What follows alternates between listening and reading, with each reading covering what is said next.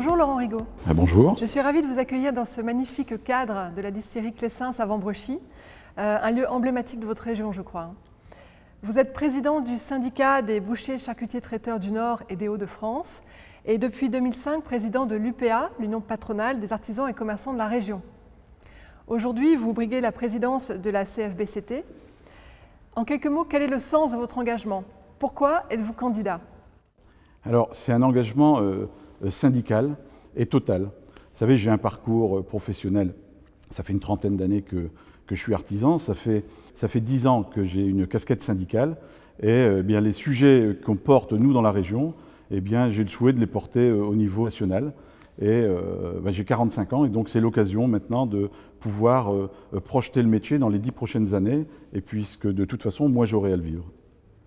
Alors pour vous, l'évolution de la filière est aujourd'hui une nécessité.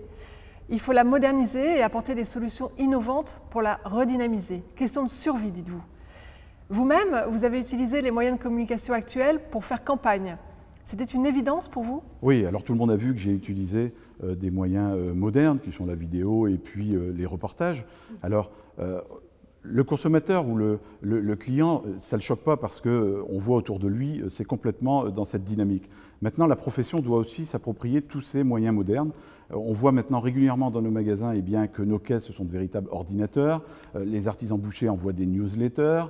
Ils ont une communication moderne. Alors, pas tous. Et c'est le rôle de la Confédération d'utiliser tous ces moyens, aussi bien vers le consommateur que dans la formation, que vers le public en général, pour faire que notre profession soit d'abord bien comprise, bien vue et qu'à la fin du compte, nos entreprises portent bien.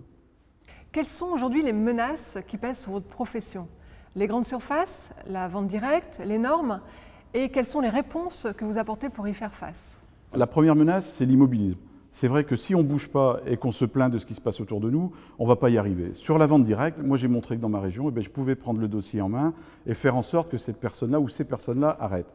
Après, on a la vente directe, nous, déloyale, mais qui est légale. Et bien là aussi, on doit ramener une réponse. Alors à nous de regarder dans nos filières pour être les meilleurs et d'arriver à la fin du compte que le consommateur reconnaisse que c'est chez l'artisan boucher qu'on a le savoir-faire. Sur la grande distribution, dans les années 70, on a laissé faire en pensant que le consommateur n'irait pas acheter de la viande et mettre dans le caddie. Et on voit bien que 40 ans après, ce n'est pas le cas. Donc à nous de faire comprendre que la viande de qualité, c'est chez l'artisan boucher, le savoir-faire aussi. Au fond, qu'est-ce qu'être artisan boucher charcutier aujourd'hui en 2016? Comment le métier a-t-il évolué en 30-40 ans? D'abord, artisan boucher, c'est d'être un spécialiste de la viande et d'être passionné. Mais ça, c'est ce qu'on est. L'artisan boucher, c'est aussi un chef d'entreprise. Voilà l'évolution qu'on va avoir. Dans les années 70, on pouvait gérer notre petite entreprise avec un salarié, un apprenti, et bien comme ça, familial. Maintenant, on arrive facilement à 5, 10 salariés, et donc on ne gère plus pareil. Et donc on est des réels chefs d'entreprise avec divers casquettes. On gère aussi bien des ressources humaines que de la gestion d'entreprise, que du financier, de la comptabilité. Et donc voilà l'objectif de nos chefs d'entreprise dans les 10 prochaines années. Parmi les enjeux à venir, vous évoquez très souvent la formation. Doit-on former autrement?